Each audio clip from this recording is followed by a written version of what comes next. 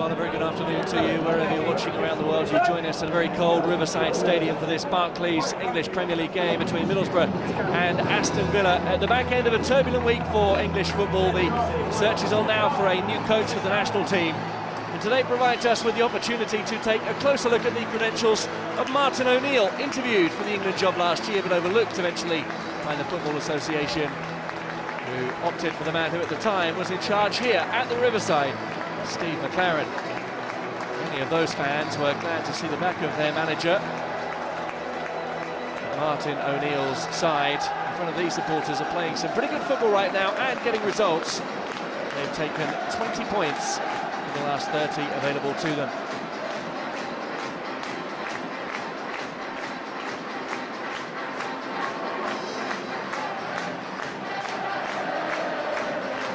Well, let's take a look at today's team sheets. Middlesbrough made 3 changes to the side that drew 0-0 with Bolton. Jonathan Woodgate returns to the side after missing the last 2 games with a hamstring injury. He replaces Chris Riggott, who doesn't even make the bench today. Left back Andrew Taylor has had a foot injury. His place on the side goes to Emmanuel Pogatetz. Tunjai is dropped to the bench, so Stuart Downing will play up front.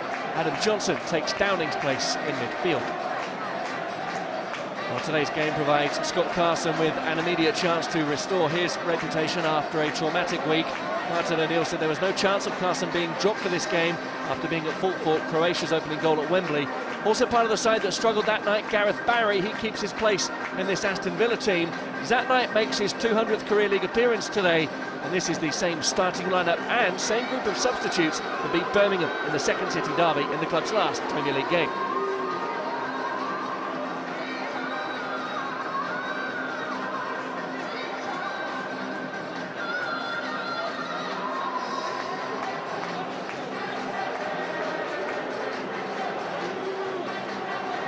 Well, what a difficult week it's been for that man. Scott Carson is without doubt a better goalkeeper than he showed at Wembley. Like many of England's players this weekend, though, he'll certainly be given a hard time by those fans still hurting from England's failure to qualify for Euro 2008. He was booed here today as his name was read out.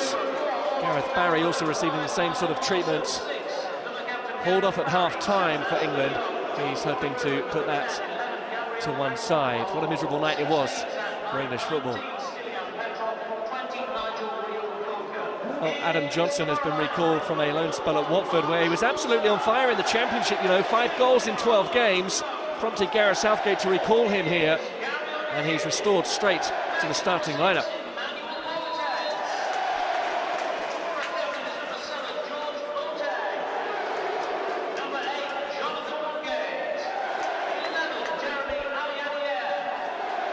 Well, Gareth Southgate today coming up against one of his former sides, of course, and having words down there with his chairman, Steve Gibson. The rebuilding continues at Middlesbrough after the departure of Steve McClaren.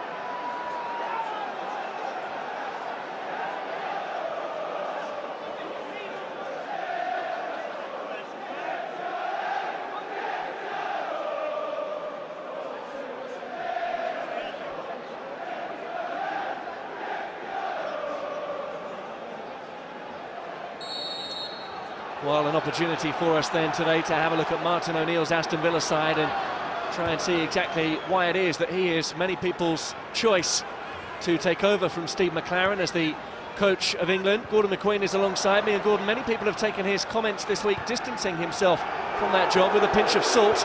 There's the first test for Scott Carson, and you can hear from the ironic jeers around the Riverside that the England supporting fans in the ground here are displeased with Scott Carson at the moment. A tough start. Challenge against Luke Young. Barry, right-footed cross, picks out Carew. Wonderful goal! Great technique by John Carew, and Aston Villa lead here at the Riverside. Well, John Carew using his body strength here. Middlesbrough must feel hard done by. Going to be getting in here at half-time 1-0 down, but the better side of the two in the first half. But John Carew doing what Middlesbrough failed to do in the first half. Score, uses his body strength here. It's getting marked with Wheater, but it's a good ball in by Gareth Barry. Good thigh control, just turns and gets the shot away. You're looking for your defender to do a little bit better here.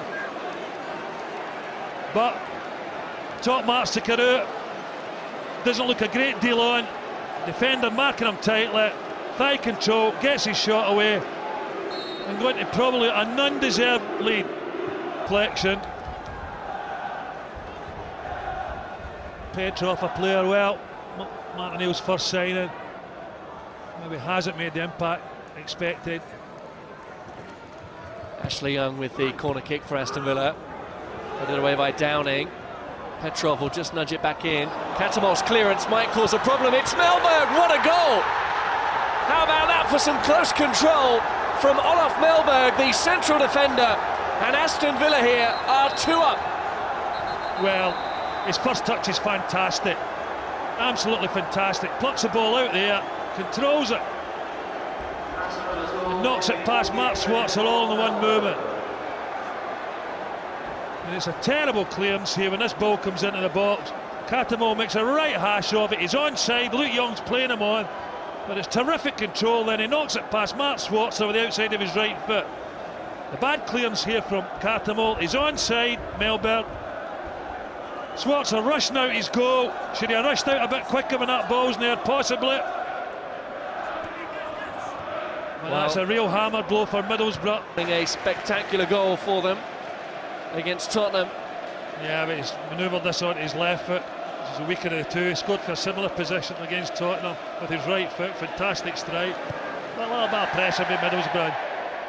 Had quite a few efforts from Agbonlahor's got in behind Jonathan Woodgate here. This could finish it.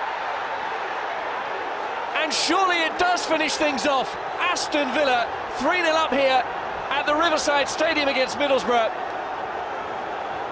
And Gabriel Agbonlahor can't stop scoring.